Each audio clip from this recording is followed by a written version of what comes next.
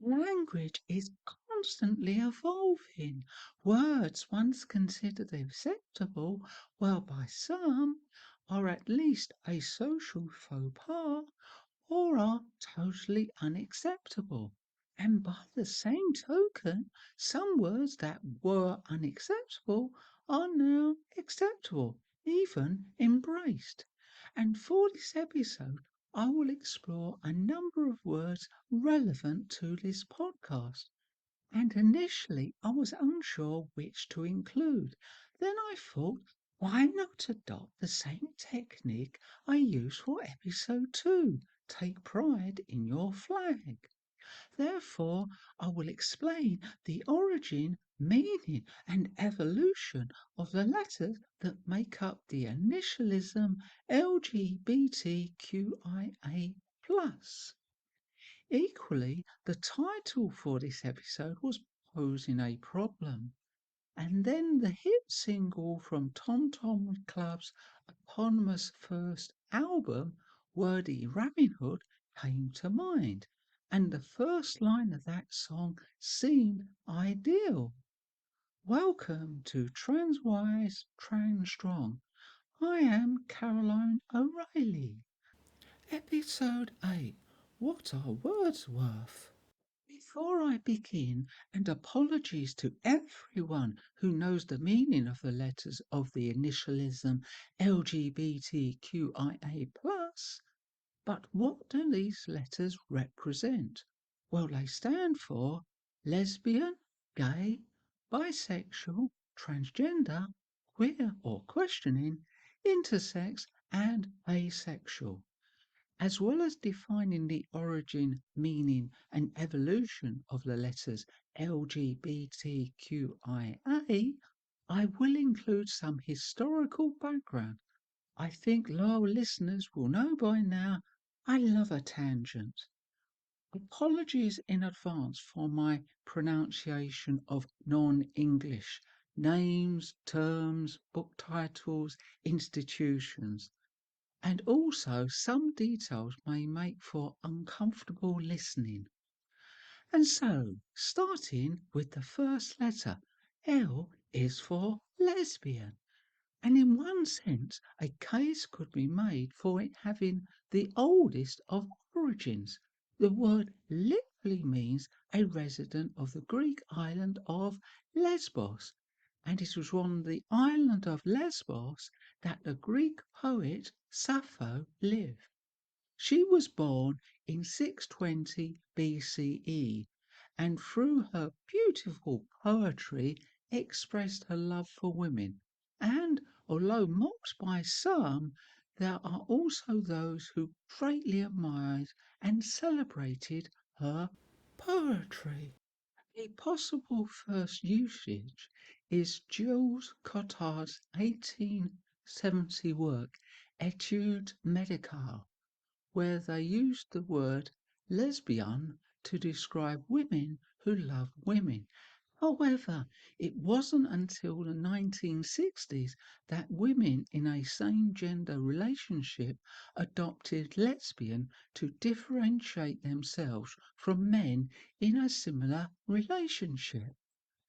Sappho herself was also the origin of another word, sapphic, which is an umbrella term for any women who love women of any orientation, and according to the OED, it is from around 1553 in the writing of Gavin Douglas, poet and Bishop of Dunkeld, that sapphic is first recorded. As well as different words, attitudes towards women and men in a same gender relationship also differed. Being a lesbian was never criminalized, although there was a failed attempt in the 1920s. Frederick Mackensen, Conservative MP, proposed an amendment to the Criminal Law Amendment Bill 1921 to make sex between women a gross indecency. Unfortunately, as well as that vile phrase, Mackensen is not the only homophobic MP we will encounter. Next we come to G for gay. This can also be used as an umbrella term. Gay is a term for people who are attracted to the same gender as themselves. However, it often refers to attraction between people who are male. Gay has replaced homosexual, and Psychology Today has an interesting article that gives a detailed explanation of why the word homosexual is considered offensive. But before even homosexual, there was another word that I find grossly offensive: sodomy, which came from the tale describing the destruction of the towns of Sodom and Gomorrah in the book of Genesis.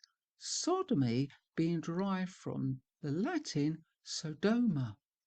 Interestingly, the tale didn't explicitly describe same gender relations between men. Not that that hasn't stopped homophobes from citing it, although it did describe Sodom and Gomorrah as depraved. Sounds like they were a biblical equivalent of 1830s party towns. The origin of the word homosexual saw the light of day in 1869, coined by an Hungarian journalist, translator, and human rights campaigner, Karoli Maria Kurtbeny, as homosexuality, but it's some people's modern biblical interpretation, along with the medical association, why it is now considered far from a neutral word. They also coined heterosexual as heterosexuality. Given the medical usage, where same gender attraction was in the past pathologized as a mental illness, one can see why homosexual is considered offensive and why a replacement was needed. Step forward, gay, although its first appearance in English during the 12th century from an old French word spelt Gai and most likely deriving ultimately from a Germanic source, its original meaning meant joyful, carefree, bright, and showy. It wasn't until the late 19th century that it became a term for same gender attraction, but it was from the mid 20th century that its usage became more common and was preferred to the offensive homosexual and homosexuality. But whilst the word gay was gaining popularity from the 50s onwards, being gay, if one was male, was still a criminal offence. It wasn't until, and I still find this hard to believe, the Sexual Offences Act 1967 that consensual sex between men over 21 years of age in England and Wales was decriminalised. But what about Scotland and Northern Ireland? Even more incredulously, in Scotland it wasn't until 1980 and in Northern Ireland 1982 that being gay and male and over 21 was decriminalised. However, the age of consent was still over 21. And it wasn't until the Criminal Justice and Public Order Act 1994 that in the whole of the United Kingdom it was lowered to 18. Then, with the Sexual Offences Amendment Act 2000, the age of consent was lowered again to 16 in England, Scotland, and Wales, bringing it into alignment with straight people, but in Northern Ireland it was only lowered to 17, which at first glance may seem as an anomaly. Unless you knew that in 1950 the age of consent, if straight, was actually raised to 17. Therefore, lowering to 17 did in fact bring it into alignment with straight people in Northern Ireland. Finally, in 2008, the age of consent in Northern Ireland was lowered from 17 to 16 for both gay and straight people. But when was being gay made a criminal offence? The answer lies in the 19th century and the Criminal Law Amendment Act 1885. But that wasn't its primary purpose, which was in fact laudable, the protection of women and girls by increasing the age of consent from 13 to 16 years of age. So, how did this happen? Well, it was thanks to another homophobic member of parliament, Henry Labouchere, ironically a Liberal MP, who introduced a small section to the Act, Section 11, that was passed during a late night debate in the House of Commons with only a few MPs present. Section 11 is also known as the Labouchere Amendment, named after that same MP, which criminalised sex between men and introduced the legal term which we've encountered before, gross indecency, a charge that was used to convict and punish, among others, Oscar Wilde and Alan Turing. So, how long did that lovely legal term, gross indecency, remain on the statutes? Well, wait for it, it wasn't removed as an offence until the passing of the Sexual Offences Act 2003. I mean, give me strength. And now the last letter for an aspect of sexuality. B is for bisexual, whose meaning has changed over time. It was originally a biological term for organisms that possess both male and female reproductive organs, but it was during the late 19th and early 20th centuries that it gained a psychological and a sexological meaning. In 1859, anatomist Robert Bentley Todd adopted the term bisexuality to describe a body with male and female physical characteristics, which is sort of how we might describe an intersex DSD condition. Bisexuality was further explored in the 19th century by the anatomists and sexologists Henry Havelock Ellis and Richard von Krafft-Ebing, who gave consideration about the latent organic bisexuality in each sex and observed that at an early stage of development the sexes are indistinguishable. By the start of the 20th century, its meaning had altered again, and now referred to a combination of masculine and feminine gender characteristics. Such an individual might be described as androgynous, a term derived from the Greek word androgyne in the 17th century. Finally, bisexual acquired its psychological meaning in the 1910s as a description for sexual and/or romantic attraction for someone of the same gender and opposite gender. However, for many years, the different meanings of bisexuality coexisted.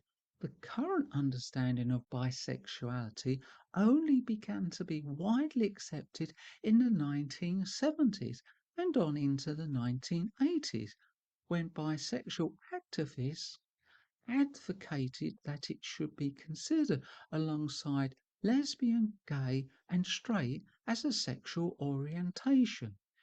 Gradually, the term also came to mean attraction to many genders.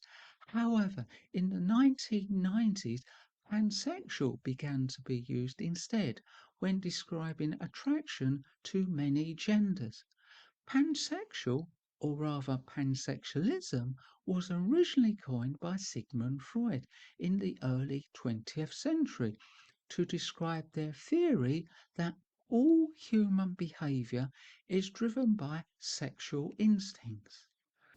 And after three letters related to sexual orientation, we come to gender identity, and T for transgender, which is defined as an individual whose gender identity differs from the sex they were registered with, which would have been based on the appearance of their genitals. And transgender can also be used as an umbrella term. However, it was not transgender that was first coined, but transgenderism by the psychiatrist John F. Oliver of Columbia University, who used the term in their 1965 reference works, Sexual Hygiene and Pathology, where they advocated the word transgenderism over transsexualism. However, now we will use transgender or trans, for although transgenderism was for a long time a neutral word, its use has recently acquired sinister overtones. But back to transsexualism and the related term transsexual, which has its origin in a German word in the 20s, the roaring 20s of the 1920s, that is, when Dr. Magnus Hirschfeld, a German physician, sexologist, and LGBTQIA advocate, and all round wonderful man, coined the term transsexual ismus in 1923.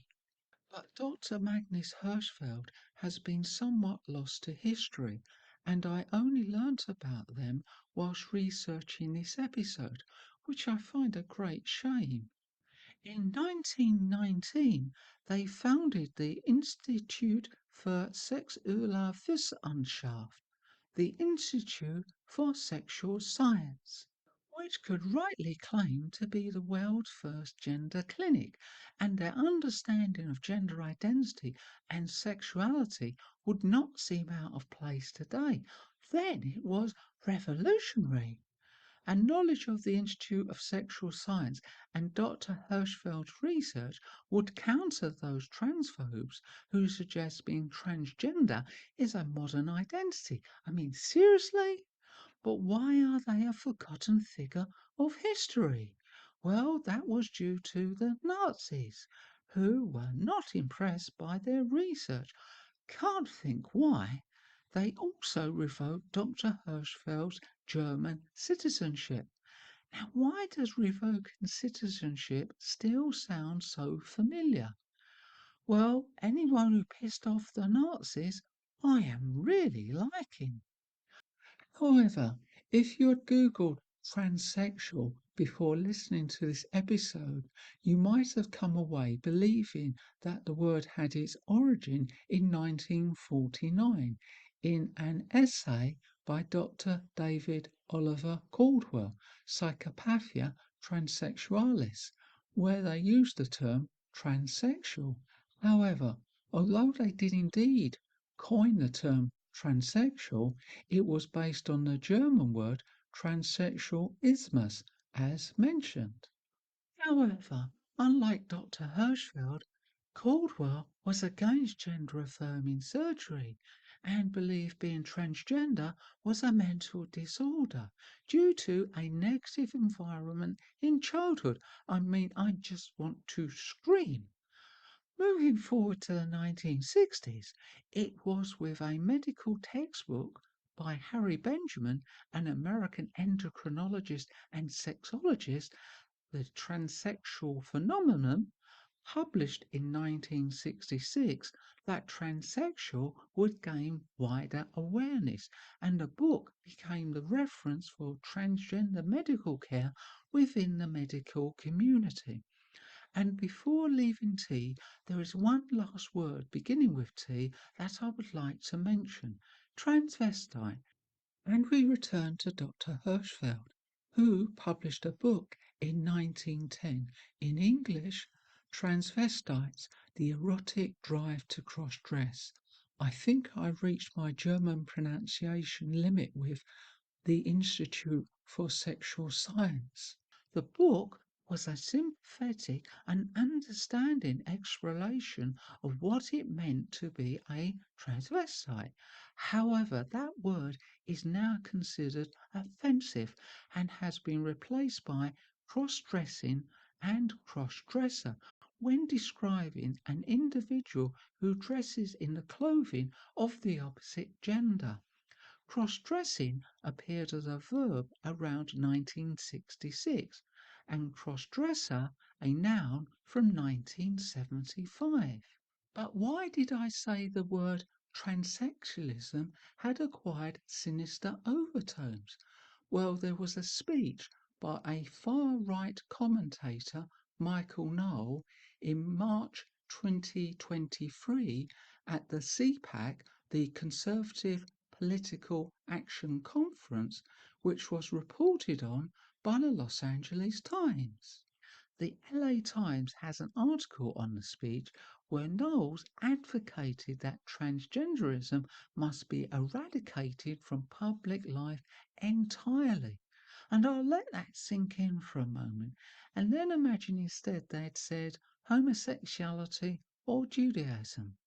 They claimed that they weren't advocating the eradication of transgender people, as transgenderism and transgender people are two different things.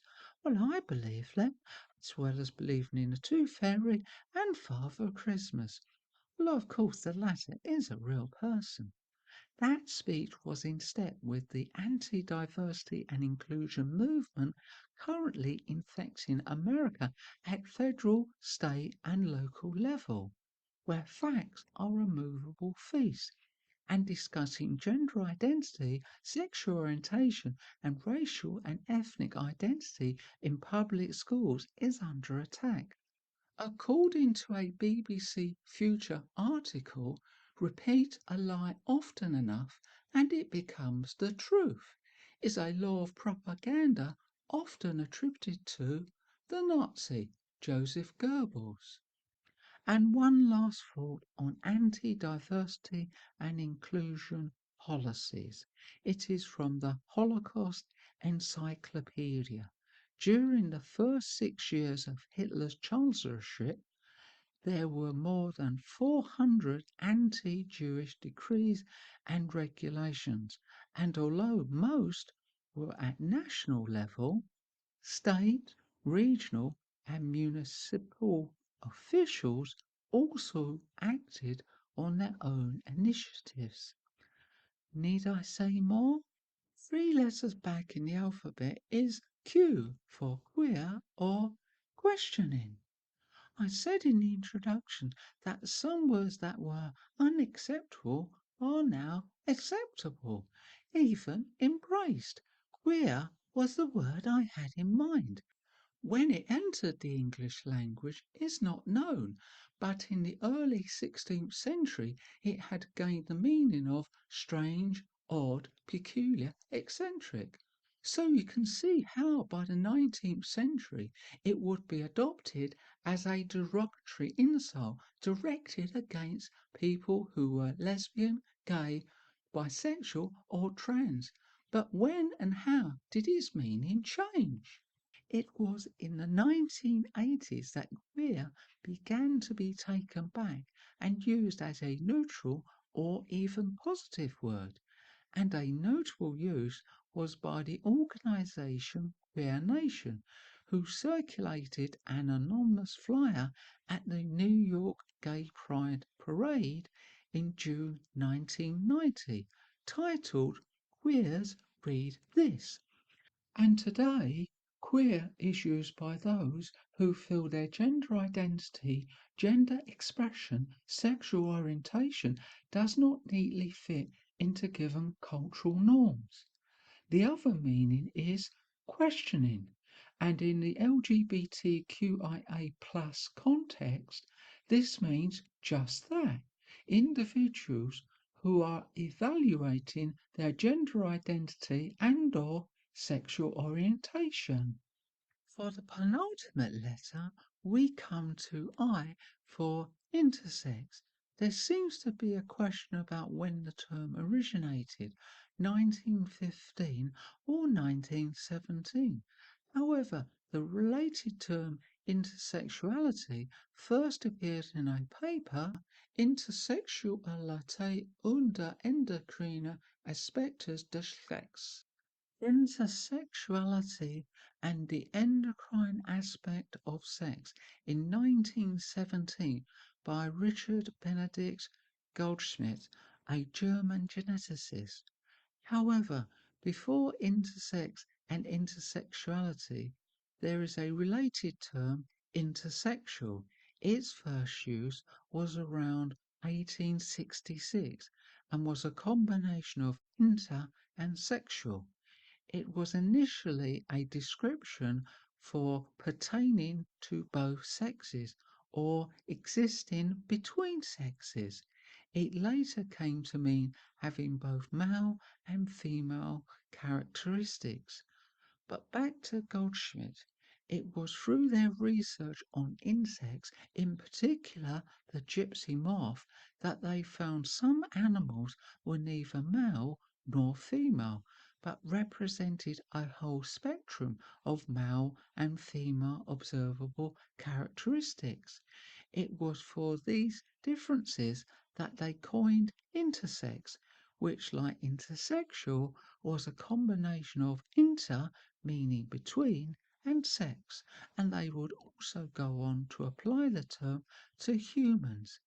They continued their research, but by the mid-30s came to realize that being Jewish and remaining in Nazi Germany was definitely not a healthy option, and in 1936 emigrated to the United States. And one last thought. Even before the term intersex was created, the concept of intersex conditions dates back to before the Common Era.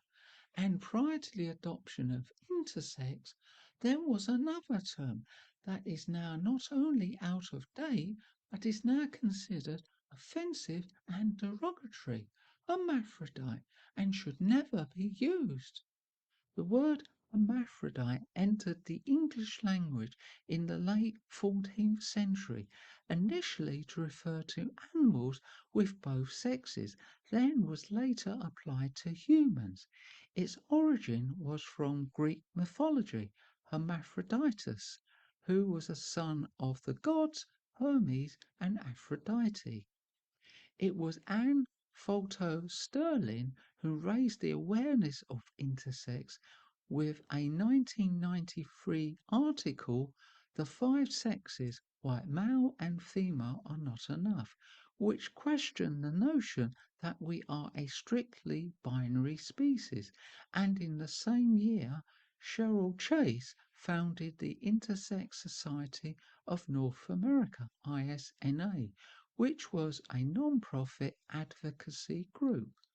However, there was a belief within the medical community that intersex had become outdated and was a stigmatizing term, and that there should be a replacement. It was at the Chicago Consensus 2006 when a new term for intersex conditions was adopted. It had the acronym DSD, which stood for Disorders of Sexual Development. Needless to say, many people with an intersex condition were less than impressed with DSD, which ironically was meant to be a less stigmatizing term. So being told you are a disorder isn't stigmatizing? On the NHS website, DSD is now defined as differences in sex development, but the damage had already been done, which is why the term intersex is still in use today. The website thisisintersex.org has an interesting detailed article, Intersex is not DSD, and summarizes the main difference as the intersex community is led by intersex people and the DSD community is led by health professionals. And lastly, we come to A for asexual, which is a lack of sexual attraction to others. And once more, we meet Dr. Hirschfeld, who in 1896 published, and there is no way I'm going to attempt the German title, Sappho and Socrates, How does one explain the love of men and women to persons of their own sex? The term anesthesia sexual for asexuality was used in this book, and it was a fellow German sexologist, Emma Trost, who in 1897 provided a more explicit definition of asexuality, referring to asensuality, even identifying as asexual herself. Its inclusion on the Kinsey scale in the 1940s furthered its acceptance as a defined sexual orientation. The concept of asexuality evolved into including the split attraction model, which differentiates between sexual attraction and romantic attraction, allowing for a spectrum of asexual experiences. Asexual can also be used as an umbrella term, including people who are demisexual, that is, having a sexual attraction to someone only after forming a deep emotional bond with them. And one last piece of information about Dr. Magnus Hirschfeld. Being Jewish and gay, they also, unsurprisingly, saw no future remaining in Germany, and in November 1930 they embarked on a world speaking tour and eventually settled in Nice, France. But they never saw the full impact of the hatred that would engulf the world, orchestrated by that second rate Charlie Chaplin impersonator, as they died in their apartment on their 67th birthday on the 14th of May 1935. This episode was written and presented by me, Caroline O'Reilly. Thank you for listening. Next time, Celebrating Trans Films Part 2.